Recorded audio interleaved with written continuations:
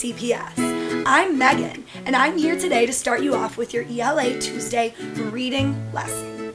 So today we're going to be reading a story called Amazing Grace by Mary Hoffman. She's the author who writes the story, and it's illustrated by Caroline Binge. That means she draws the pictures. Today, with our story, we're going to be practicing citing text evidence. When you cite text evidence, that means you're going to be looking in specific parts of our story to help answer or support your answer to a question. So let's go through the steps of what we need to do to cite evidence. First, we need to read the text. Amazing Grace. The second thing we need to do is think about our question. Now, the question I want you to focus on when we're reading Amazing Grace today is, what word best describes Grace? So when I think of a word that describes a character, I'm looking for what their actions tell me about them, what their thoughts, their feelings, or their words are going to convey about our little character Grace. Step 3 is searching for the specific parts of the text that address our question.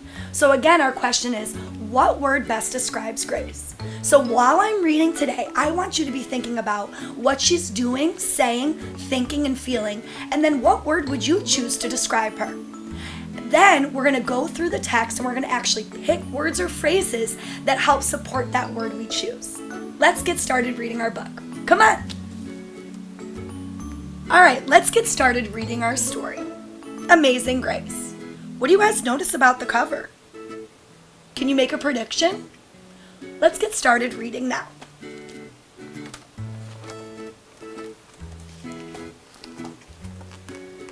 Grace was a girl who loved stories. She didn't mind if they were read to her, or told to her, or made up in her own head. She didn't care if they were from books, or movies, or out of Nana's long memory. Grace just loved stories. And after she heard them, and sometimes while they were still going on, Grace would act them out, and she always gave herself the most exciting part.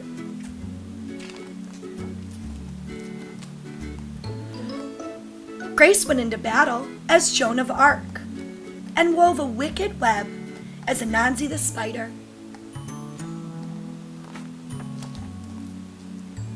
She hid inside the wooden horse at the gates of Troy. She went exploring for lost kingdoms. She sailed the 7 seas with a peg leg and a parrot. She was Aladdin, rubbing her magic lamp to make the genie appear, and Mowgli in the backyard jungle.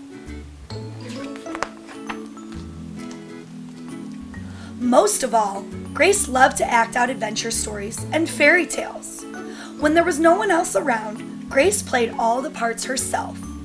She set out to seek her fortune with no companion but her trusty cat, and found a city with streets paved in gold. Sometimes she could get Ma and Nana to join in when they weren't too busy. Then she was Dr. Grace, and their lives were in her hands. One day, Grace's teacher said they would do the play Peter Pan. Grace knew who she wanted to be. When she raised her hand, Raj said, "You can't be Peter Pan. That's a boy's name." But Grace kept her hand up. "You can't be Peter Pan," whispered Natalie. "He isn't black." But Grace kept her hand up.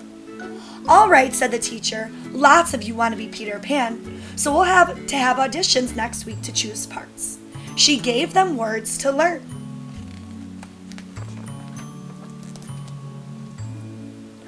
When Grace got home, she seemed sad. "What's the matter?" asked Ma. "Raj said I couldn't be Peter Pan because I'm a girl." "That just shows what Raj knows," said Ma. "A girl can be Peter Pan if she wants to." Grace cheered up. Then later she remembered something else. "Natalie says I can't be Peter Pan because I'm black," she said. Ma looked angry. But before she could speak, Nana said, "It seems Natalie is another one who don't know nothing. You can be anything you want, Grace, if you put your mind to it."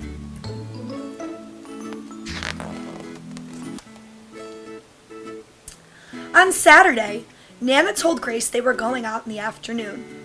They caught a bus and train into town. Nana took Grace to a grand theater. The sign outside read, Rosalie Wilkins in Romeo and Juliet, in sparkling lights. "Are we going to the ballet, Nana?" asked Grace. "We are, honey, but first, I want you to look at that picture." Grace looked up and saw a beautiful young ballerina in a tutu. Above the dancer it said, "Stunning New Juliet." "That one is little Rosalie, from back home in Trinidad," said Nana. "Her granny and me, we grew up together on the island. She's always asking me, do I want to see her Rosalie dance? So this time, I said yes." After the ballet, Grace played the part of Juliet, dancing around her room in her imaginary tutu. "I can be anything I want," she thought.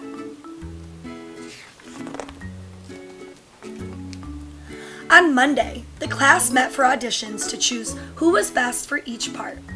When it was Grace's turn to be Peter, she knew exactly what to do and all the words to say. She had been Peter Pan all weekend. She took a deep breath and imagined herself flying. When it was time to vote, the class chose Raj to be Captain Hook and Natalie to be Wendy. There was no doubt who would be Peter Pan. Everyone voted for Grace. "You were fantastic," whispered Natalie.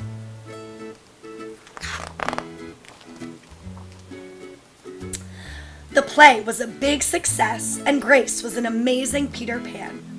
After it was all over, she said, "I feel as if I could fly all the way home." "You probably could," said Ma. "Yes," said Nana. "If Grace put her mind to it, she can do anything she wants." The end. What a great picture of our main character there. Did you guys enjoy reading that book? I'm really impressed with Grace. So now let's get started in looking at what word best describes Grace. I want you to be thinking about the things that she does, says, thinks, and feels so we can pick out our word. Let's get started. Wow, wasn't that such a great book? So now, after finishing Amazing Grace, we're going to go back and we're going to look for some evidence to support our answer to our question. But first, we got to answer our question. So what word best describes Grace? So going back to one of our lessons we talked about earlier on in this year, we were looking at her words, her actions, her feelings, and some of her thoughts, right? So in order for us to describe a character, specifically Grace, we have to look at those things that she does. So the word that I chose to describe Grace is the word tenacious. So I'm going to write that down. Now, once I've determined what word best describes my character, I want to go back in the text and I want to look for evidence that supports my word choice. So because I'm describing her as a tenacious or determined character in order to get her role of Peter Pan, I want to look for spots in the text that show that Grace is tenacious or demonstrating tenacity. So I'm going to actually model my thinking out loud. So I'm going to be going through the book and I'm going to say, when Grace is acting out things in the beginning of the story and she's make-believe that she's different characters from her favorite books, is that showing that she's determined or tenacious to get the parts of Peter Pan? Maybe, but that's not the best evidence to show that. So I'm going to keep going through my book and I'm going to see, okay, so Grace is still acting here. It's not really showing determination. Still going through her roles of her different characters. And then, as my story goes on, she's still acting out here with Mom and Grandma. Now we're at class. So, I want to go back and closely read some sections of this. So, Grace knew who she wanted to be. She raises her hand and Raj says, "You can't be Peter, that's a boy's name." But Grace keeps her hand up. So even though another character tries to shut her down, she still keeps her hand raised. So that shows me that she's tenacious or determined. So I think that would be a really strong piece of evidence to show Grace's tenacity. So I'm going to write that down. Now whenever I write text evidence, I want to make sure that I put quotes around it because it's coming directly from the text. So I'm going to write, but Grace kept her hand up.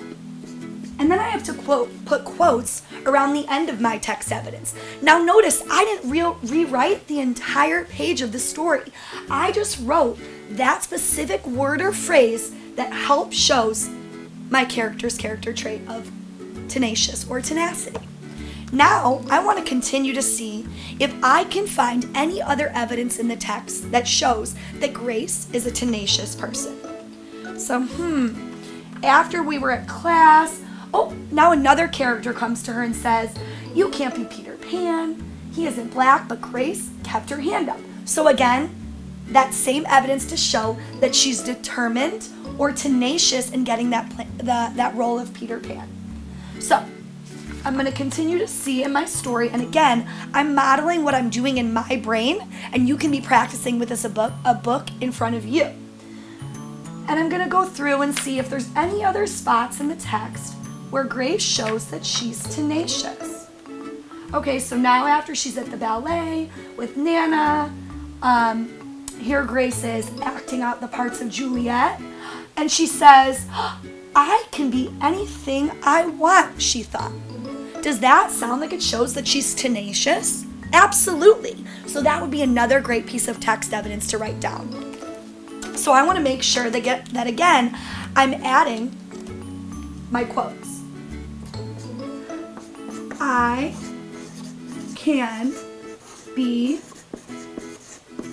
anything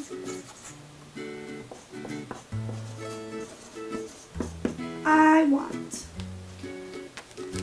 So now that I have another piece of evidence, I want to make sure again I have quotes around my evidence, but this is showing that she's tenacious. I can be anything I want.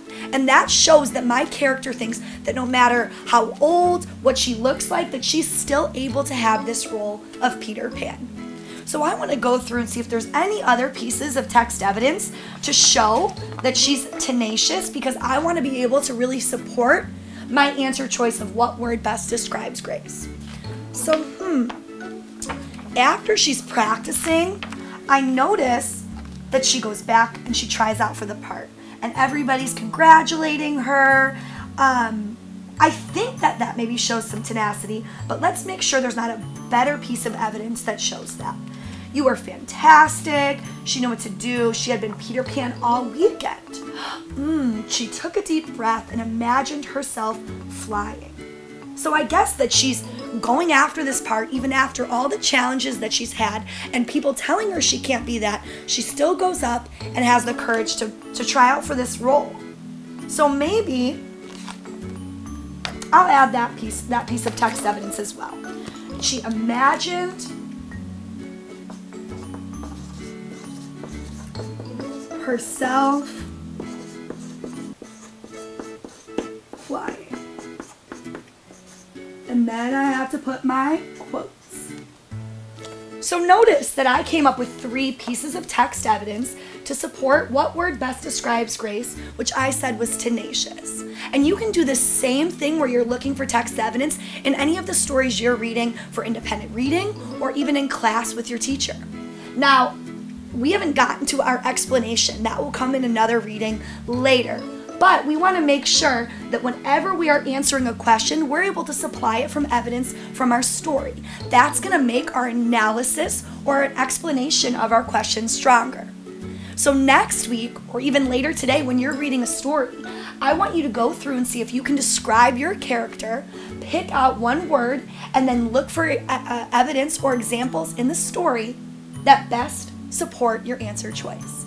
So make sure you're doing that every time you're reading. If you're citing evidence, you're always going back to the book and looking for specific parts in the text that support that answer. I hope you learned a little something today and enjoyed reading our story, Amazing Grace, and I can't wait to see everyone next week. Have a great day.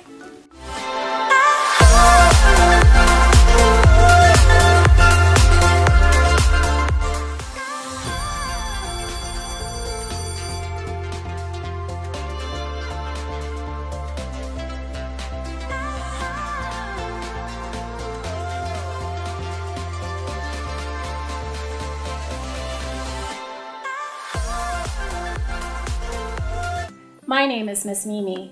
Welcome to ELA Tuesdays. You know what? I'm not sure if everybody knows this, but ELA stands for English Language Arts. That means it includes more than just reading, it also includes writing. And today we're going to work on writing for grades 3 through 6. Now in your distance learning, you've been writing a personal narrative, which is just another way of saying a story about yourself. Today, I'm going to teach you how to add transition words to your personal narrative. So, what you'll need today is a paper and a pencil. Go ahead, get ready to learn. Welcome back. Okay, so one thing that good writers do is they add transition words. You might be thinking to yourself, okay, what are transition words? Let me show you what I mean by that. Transition words. They are words or even phrases that we use at the beginning of sentences that help us to move the story forward. You see the arrow? It pushes and moves the story as we go along. It also helps to add sequence information. Here we have 1, 2, 3. So what in your story happens first, next, and then last? You see, listeners, I even just then used some transition words. I have more transition words I like to share with you. So do you have your paper and pencil ready? Okay, great. So what we're going to do next is I'm going to share with you some transition words that have been categorized into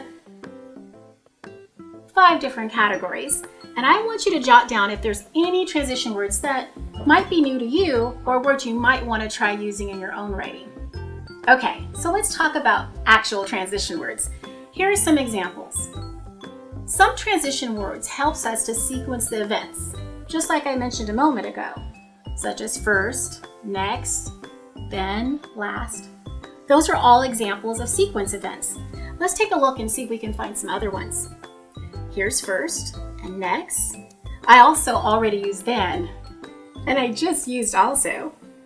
There's also lastly, finally, until.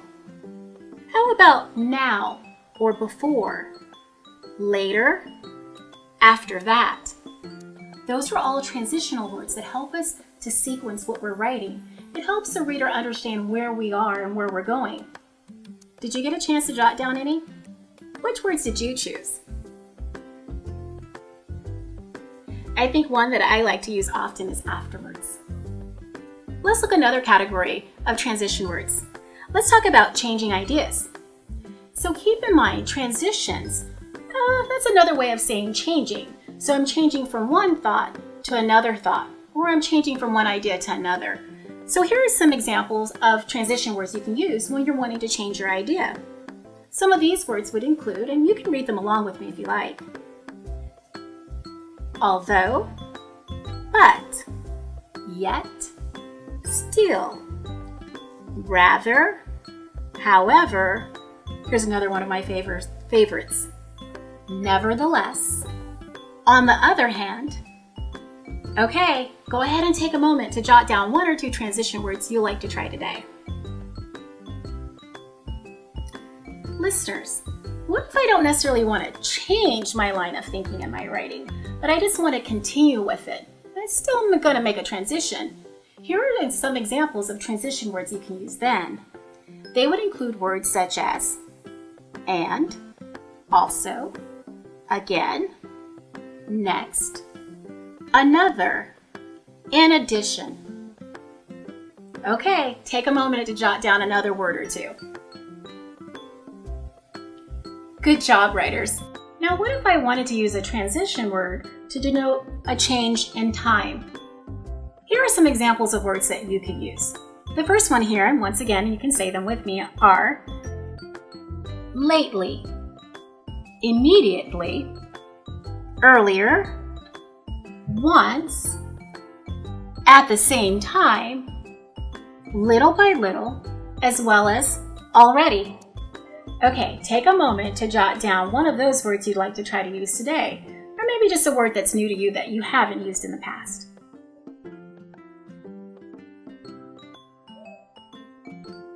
Okay, finally. Did you notice what I did there, listeners? I actually used a transition word. Finally, let's talk about words that we can use when we want to change in our writing from talking about a topic to concluding about it. here are some words you can use to transition into a conclusion. They include words such as lastly, finally, as a result, consequently, at last, thus, in summary, as well as in conclusion. Okay, so once again, take a moment to jot down a word or two you'd like to try to use today. Okay, let's go ahead and start trying this out. I have a group of sentences here. What we're going to do is we're going to read through it together, and then we're going to go back and add some transition words. Now, for the younger grades, I'd love it if you were to read with me. Are you ready to read together? All together, it says, I got up in the morning, I ate breakfast, my mom helped me log on to my class. It kicked me off. I got back on with some help. I was able to learn no matter what. Okay, good job, writers. Now, hopefully you noticed though, as we're reading through these sentences, they sounded a little, let's say, choppy, almost like a robot. I got up in the morning, I ate breakfast, my mom helped me. Did you notice how it seems a little bit choppy? I also have to admit, it sounds a little bit boring. So what we're going to do is, we're going to add some transition words. Do you remember some of the words that you jot down on your paper? Let's see if we happen to add any of those to this one. Okay, let's go ahead and add some transition words.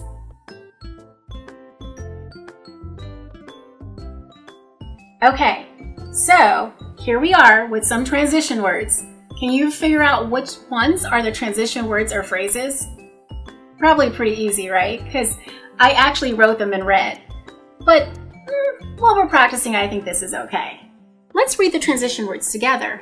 These transition words are after, when I was ready, although, consequently.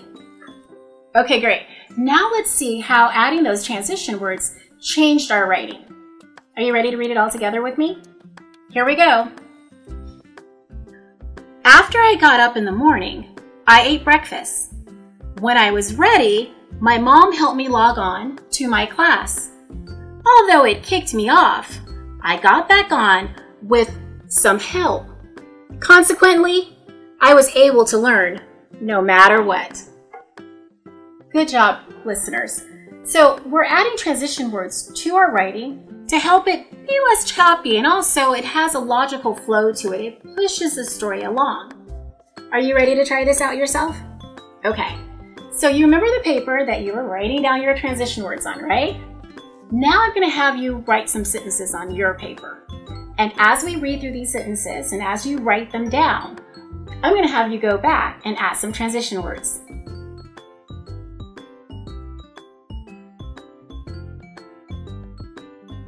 Okay, now it's your turn. You've got your paper, you've got your pencil, and I've got some patience. So let's go ahead and start writing these sentences down so that we can add transition words to it in a moment. The first sentence is, I sat down at the kitchen table. Take a moment to write it on your paper.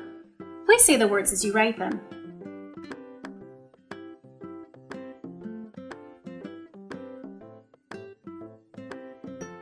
Good job. Here's your next sentence. My brother brought out the meal. Don't forget, writers, to say the words as you're writing them.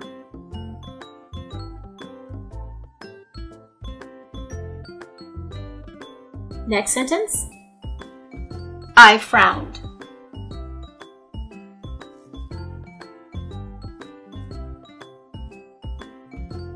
Let's continue. It was spaghetti.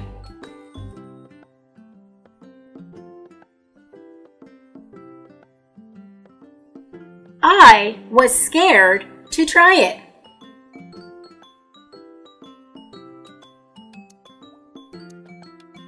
Good job keeping up with me. Next sentence. I ate it.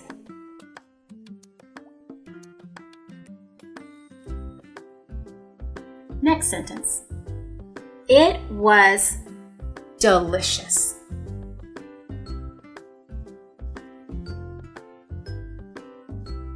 Okay, are you ready for your last sentence?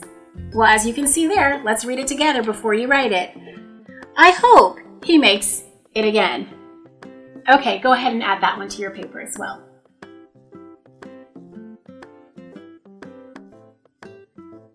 Very good, writers. Okay, so hopefully you're ready to start your independent practice. Here again is what I want you to do. I'm going to give you about a minute to add at least one transition word to these sentences that are here. You can add as many as you like. Are you ready? Okay, go ahead. Start revising.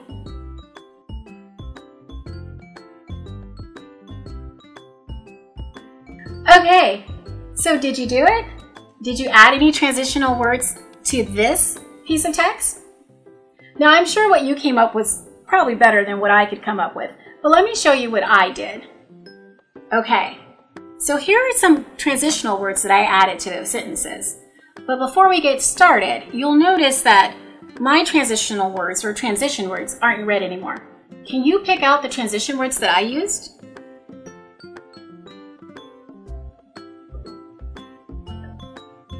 Yeah, there's actually one I wish I had added now that I'm going back and rereading through this. And writers, you'll notice that as writers, we are readers, and we'll have to read our writing over and over again as we revise and make changes. I actually think writing is kind of like art. You don't just draw a picture and walk away. Sometimes you go back to it over and over again as you create that picture with more detail and more imagination. You can do that same thing with your own writing. I wish I could go back and change this some more. Maybe I'll do it after the show. Okay, so let's go ahead and read through this. Oh, but I forgot. Did you find those transition words? Here's what I found. After? Very good. How about immediately? And although? Did I forget any? Okay, I hope I didn't, but if I did, I'm sure you'll catch me.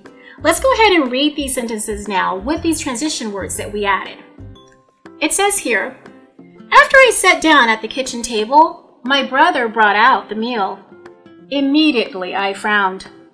It was spaghetti. Although I was scared to try it, I ate it. It was delicious. I hope he makes it again. Writers, I think I might add the word consequently here, or finally as I'm ending. That was the one I was thinking about.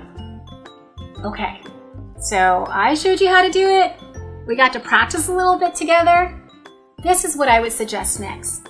This week, as you continue to work on your personal narratives in your distance learning classroom, I want you to go back and revise by adding transition words.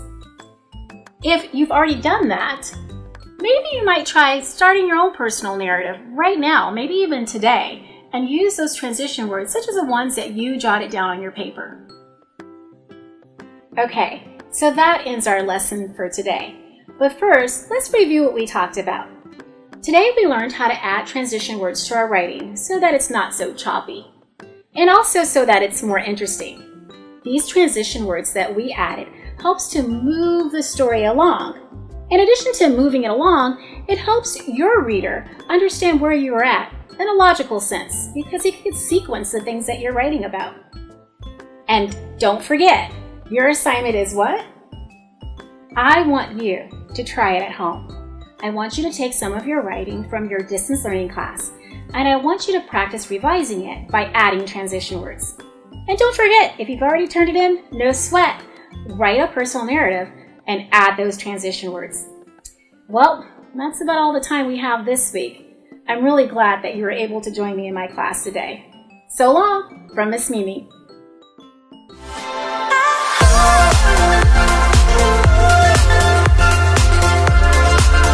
I love Southeast because of the culture, the band program, and restorative justice. I love Southeast because of the academics, sports, and students. I love Southeast because of the people, the energy, and the advanced classes. It's not a like. I love Southeast because the students here at Southeast are full of potential and they believe in achieving anything. We are Southeast. Southeast. We stand shoulder to shoulder. Join the Southeast family. Enroll today.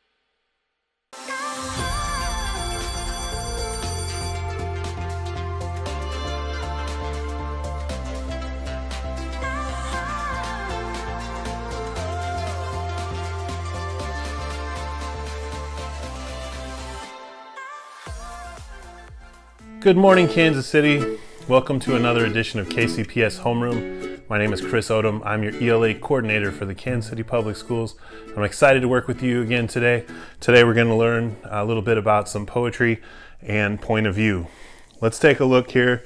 Again, I always like to start off with a picture, and this is Elizabeth Acevedo, and I got a chance to see her perform, work with her in my classroom here in Kansas City Public Schools at Paseo Academy, and so I always like to revisit that moment as we get started.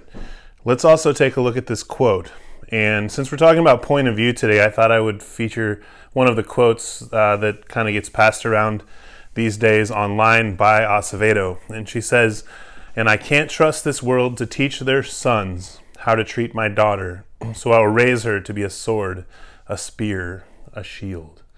Okay, so let's start thinking about what point of view really is, and as a reader, what you're deciding about when you're using that word, and how you can use evidence to support your decision about the point of view that is being used. And really what's important is why the author chose to use that point of view. Okay, so today we're going to feature again the work of Elizabeth Acevedo, who's the youngest child and only daughter of Dominican immigrants. She is a performance poet, the National Slam champion, and a Cave Canem Fellow, and she also won a National Book Award for the book we're going to look at today and feature a few of the poems from that narrative. Okay, today we're going to talk about point of view and define it for you. Again, I'm going to perform 5 of the small poems that are in the book as a great way for us to really springboard into talking about what point of view has to do with those poems and how you might find specific details that could help support what you decided was the point of view and why the author might have selected it. Okay, point of view is often a word that you hear a lot when people are online and even in the gaming world. So we're going to come up with this definition and call it the mode of narration the author chooses to let readers hear and see what takes place. And often, what we might experience sometimes in this point of view that we see in this image on the screen is first person, like as if we are living the moment ourselves. And this is often a way a lot of stories are portrayed. And another way is often called third person, in which we would not be so much in this car, but watching this car as it drove along. Okay, and also, point of view helps reflect an opinion of life. We might wonder, it looks like maybe they're traveling pretty quickly here. So if this was the point of view from which we were going to see the story, maybe the character who is driving this car is a little reckless. I don't know, maybe those are just blurry because it's pixelated.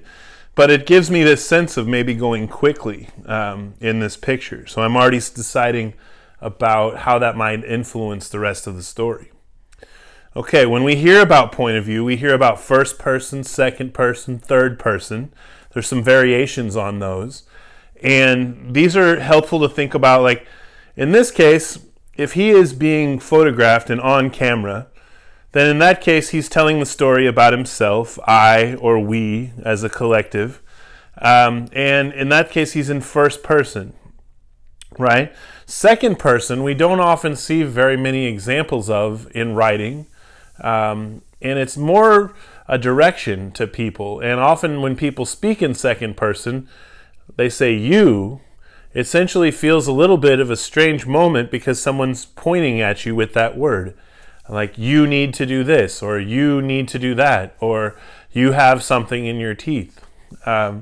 We don't often speak to each other that way in stories. So oftentimes most of the narration and most of the point of views that you're going to experience are either going to be first person or some form of third person where you hear he, she, they, it, or the person's name.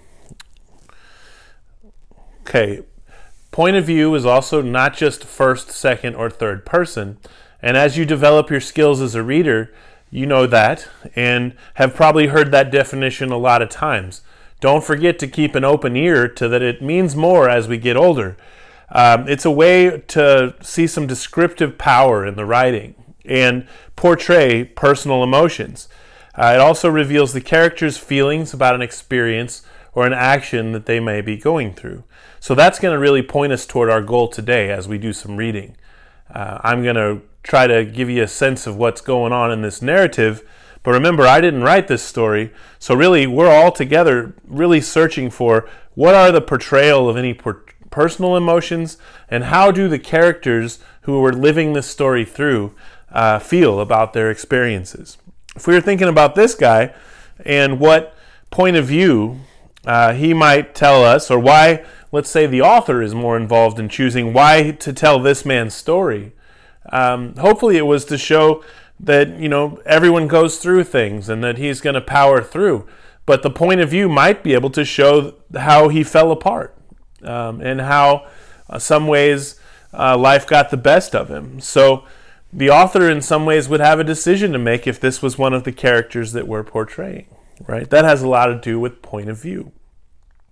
Okay, so we're going to apply it to a text. I'm going to read you a few poems I've previously selected that are by Elizabeth Acevedo.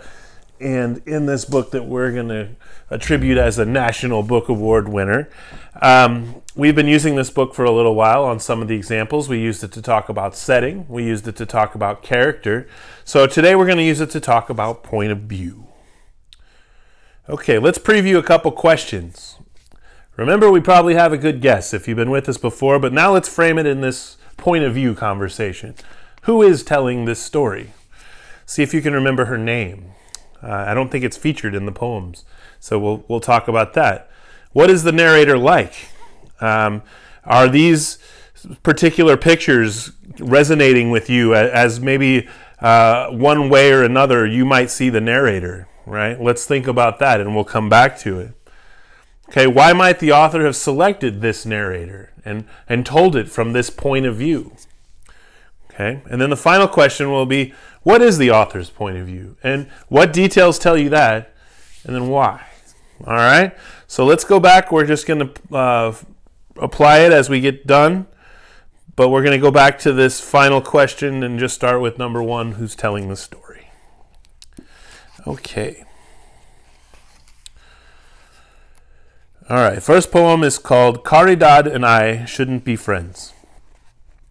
We are not two sides of the same coin. We are not ever mistaken for sisters. We don't look alike, don't sound alike. We don't make no dang sense as friends. I curse up a storm and I'm always ready to knuckle up. Caridad recites Bible verses and promotes peace. I'm ready to finally feel what it's like to like a boy. Caridad wants to wait for marriage. I'm afraid of my mother, so I listen to what she says. Caridad genuinely respects her parents. I should hate Caridad. She's all my parents want in a daughter. She's everything I could never be. But Caridad, twin, and I have known each other since diapers. We celebrate birthdays together, attended Bible camp sleepovers with each other, spend Christmas Eve at each other's houses. She knows me in ways I don't have to explain, can see one of my tantrums coming a mile off, knows when I need her to joke and when I need to fume or when I need to be told about myself. Mostly, Caridad isn't all goody-goody in her judgment. She knows all about the questions I have, about church and boys and mommy. But she don't ever tell me I'm wrong. She just gives me one of her looks, full of so much charity, and tells me that she knows I'll figure it all out. Okay, so that's a really revelatory poem. Again, we're thinking about point of view, and we're looking at this question of who is telling the story. Xiomara is our narrator, is telling this story, and she's talking about someone that she compares herself to. So a really good idea and a way to understand the point of view that we're developing in this story, who we're listening to this story through, and how she feels about life.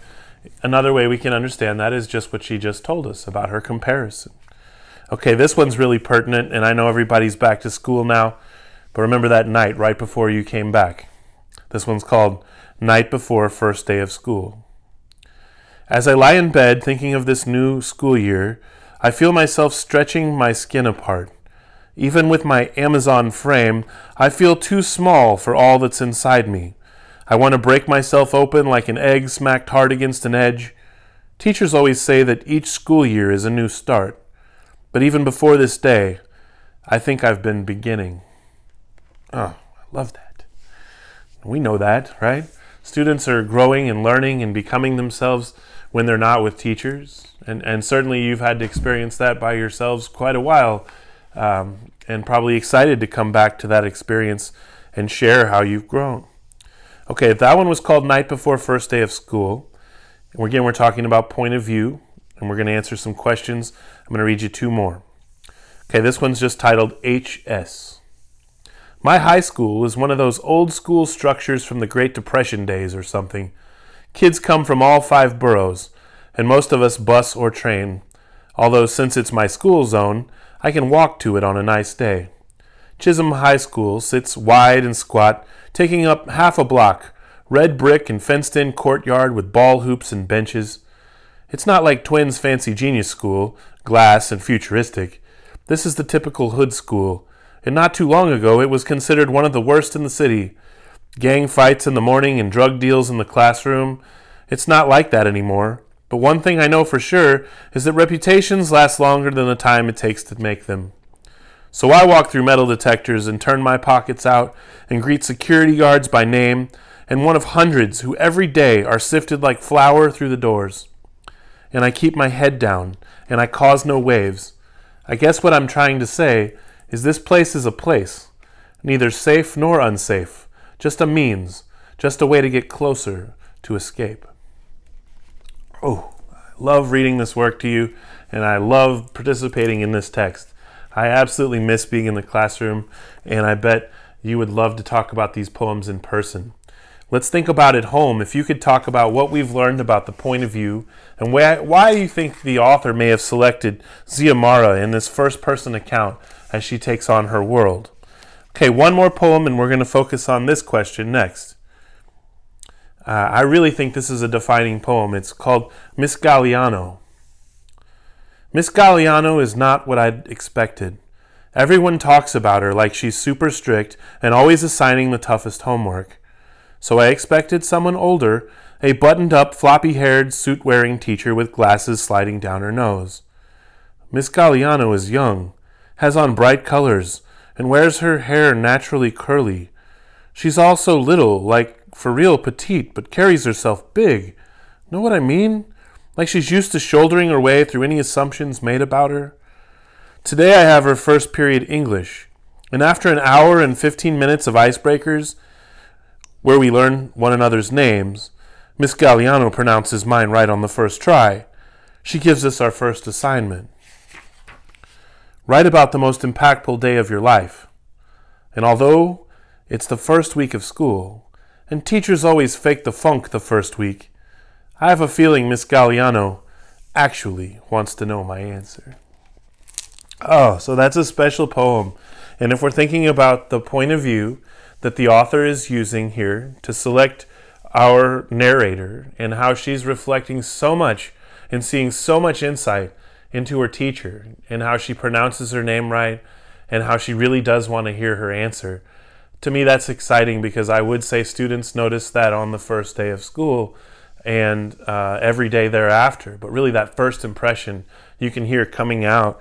And again, the author seems to have selected to have the point of view from that person in this story who's able to reflect on all that she's taking in, right? And we kind of live her mind and her experiences. Okay, so does that help you understand this question? Why the author might then have selected this narrator in the way that she has? And then let's go on and think about how you could take this to a further level of discussion and just decide what is the author's point of view.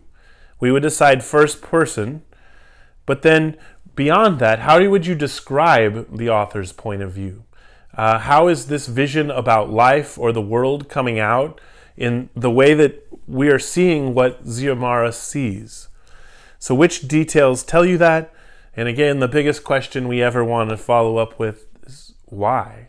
How could you convince us that you really did discover the details that help you discover the author's point of view. See if you can work on including those in your response the most, because this is the part that really justifies what you really say you've discovered. Okay, so what you're going to be asked to do is you can go off and find some more poems. You could find this book. You could find some excerpts from it online. But when you find a poem you like, I want you to determine the point of view. I want you to decide why the author perhaps portrayed the story the way that they have. And I want you to explain your guess with some details from the poem, kind of like you've heard us reflect back on today as we read specific poems. So I hope this has been some help to you in thinking about what point of view means. Remember, it's not just a number of first, second, or third person, but it's also a vantage point and an angle with which we view a world, a topic, or a life that's unfolding in a story, narrative, or even informational text that might be written for just a whole entirely different purpose. Okay, so we're going to explore some more things through this book. Down the road, we'll be looking into it a little bit more for what it reveals. So I hope you join us again. And again, this has been Chris Odom with KCPS Homeroom on ELA Tuesday. Thanks for joining.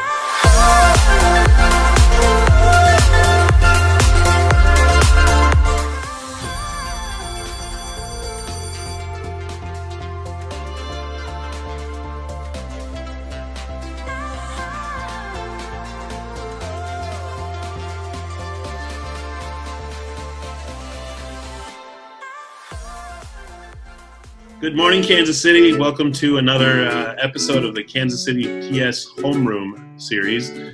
We've been doing a little bit of different talking with people that we've known from the past, interview sessions.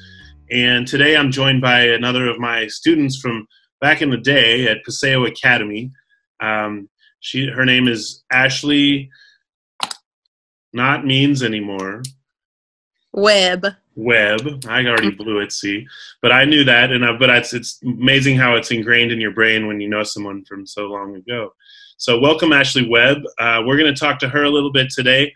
If you've never seen one of these shows, here's kind of the idea, is that I might have reached out and said to some people on social media if you'd be interested in coming back to talk about your path after high school and how you may have used some of the skills that we worked on together or that you knew were important back then.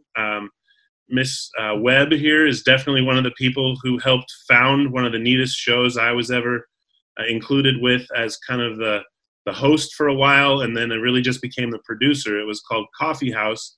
It's still going, which is amazing. They're still running it at Paseo. But she was in a show that was in 2002.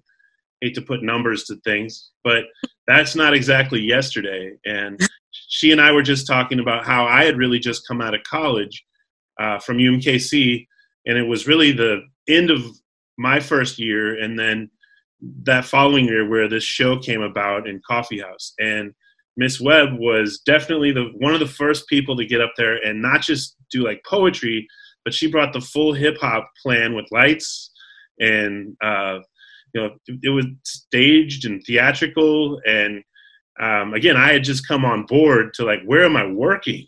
Is it going to be like this for the rest of my time here? And I actually learned, yes, it is. But I was telling Miss Webb here how much credit is due. She's like one of our founding members and one of the launchers or the OGs almost. So I want you to tell us a little bit, Miss Webb, about what's been going on with you. Give us an update. It's really fun to talk after all these years, and I've heard some really neat stories from the students I've been talking with. So again, let me get off the mic here and please give us an update, and then talk to us a little bit about your experience lately. For sure, Mr. Odom. So thank you for having me on this platform. Just a summary of kind of what I've been up to. When I graduated Paseo, I kind of followed your lead, and I went to UMKC, graduated with a communications degree in interpersonal and public communications.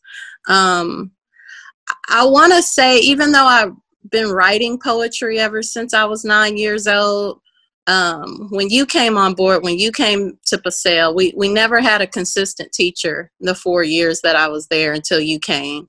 I know I had a gift, but the confidence, you definitely helped a lot with that.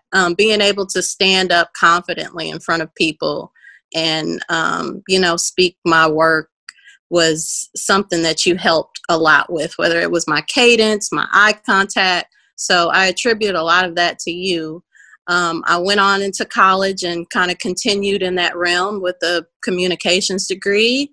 I later found a job at Cerner, where I was a IT trainer there for about 5 years. I was there for about 5 years. So the primary responsibility, I traveled every week from client to client, working at different hospitals, and I would train anyone from clinic office folks to nurses, practitioners, and providers, just standing up in front of people and training them on software.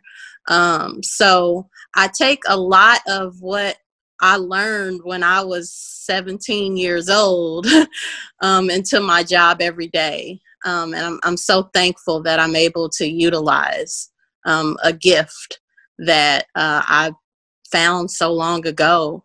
I currently work for St. Luke's Health System, and I'm in the same type of role. My job is called a principal trainer.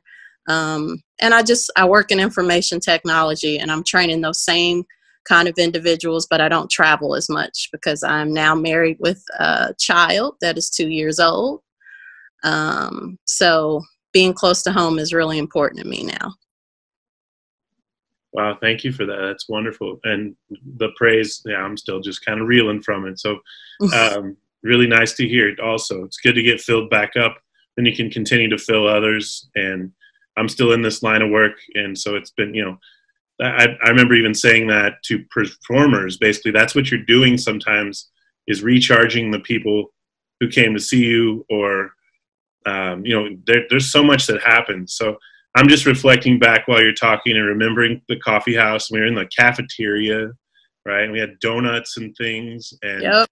I mean, just the vibe I think there were times like we didn't charge, right? Like I may have been charged a couple times. And we almost got to the point, I don't know if you know, but we had to charge because there wasn't enough room. Mm-hmm. Yeah. So there had to be some form of a deterrent. It got so popular. And she and I were talking about, I have this tape, so we'll try to launch this tape somehow. I know you came back one time and we watched it together, even in my classroom, because I had located it. Mm-hmm.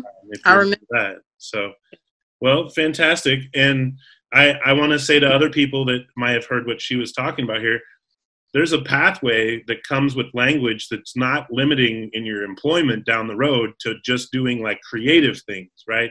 But the practice that you might get from doing those things, let me tell you, like I rely on it all the time, and I don't run out of words, and I keep coming with them the way that it seems like I've done it before. And I'm not bragging. I'm just saying, like, you put me in a meeting or you put me in a presentation, I'm going to do the same thing. And I almost surprise myself. It's because of the same things, the things that people helped me celebrate about myself in the past. And I grew up as a preacher's son, so really had a different chance to practice large audiences. And really my favorite part about the way the coffee house grew, Miss Webb, was I got the farthest out of it I could. I started really watching how other people could be part of the show. And so we had hosts and MCs and, ushers and all the things that we really didn't know that we needed to be really professional. And so, I mean, it's almost like I wanted to invite you to come in 2012 or 2013. There was just some crazy stuff that started happening. We also started having collaborations more, where people figured out what each other could do. And we're like, will you be in my piece playing the piano? Which we had some of, right? I remember Eric Ellis, remember him on piano? Yep, I do. Yeah, we were talking about Aldrin Francisco, who was, man, just came out the box with some amazing lyrics and really fast tempo rap. Oh, yeah. Yeah. Who else? I remember Zakia and Zakia was amazing. yeah.